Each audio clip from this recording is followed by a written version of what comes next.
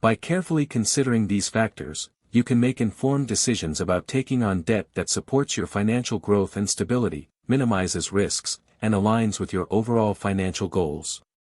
Kindly, subscribe to this channel for more quality video. When considering taking on debt, especially with the goal of leveraging it to build wealth or achieve specific financial goals, it's important to distinguish between good debt and bad debt. Good debt is typically defined as debt that is used to acquire assets or investments that are likely to increase in value or generate income. Here are the key considerations to keep in mind when assessing good debt.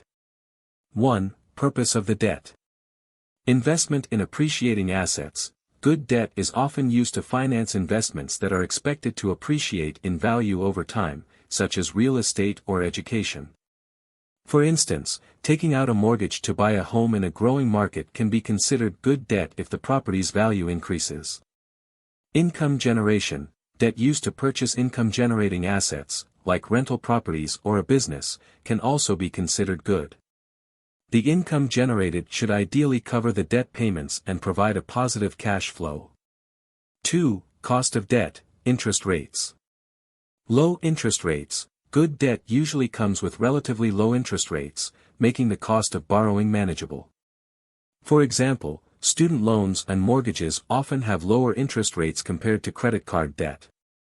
Comparison to expected return. The expected return on the investment financed by the debt should exceed the interest rate of the debt. This positive spread means that the borrowed money is being used effectively to generate more income or value than it costs to borrow it. 3. Repayment terms and flexibility. Manageable repayment terms. Good debt should have repayment terms that are manageable within your financial situation. This includes considering the length of the loan, monthly payment amounts, and any penalties for early repayment. Flexibility. Loans with flexible repayment options can be advantageous, allowing for extra payments or early repayment without penalties, which can save money on interest. 4. Debt-to-income ratio. Maintainable debt levels. Even good debt can become problematic if it leads to an unsustainable debt-to-income ratio. This ratio measures your monthly debt payments relative to your monthly income.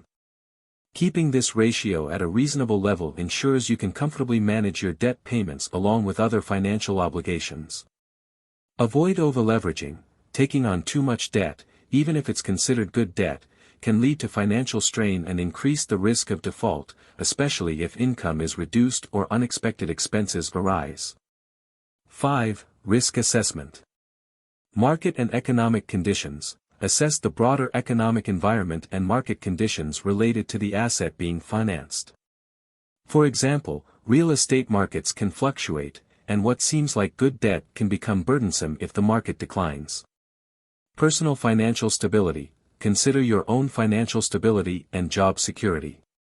Good debt is more manageable when you have a stable income and emergency savings to cover unexpected expenses. 6. Opportunity cost. Alternative uses of fund. Consider the opportunity cost of taking on debt versus using cash savings. Sometimes, it might make more sense to use available savings rather than incur debt, especially if the savings are not earning a high return elsewhere. 7. Tax considerations. Tax benefits. Some good debts, such as mortgages or student loans, come with tax benefits. For example, mortgage interest and student loan interest are often tax-deductible, reducing the overall cost of the debt. 8. Long-term financial goals. Alignment with goals. Ensure that taking on debt aligns with your long-term financial goals and life plans. Good debt should support achieving significant life objectives like homeownership, higher education, or starting a business.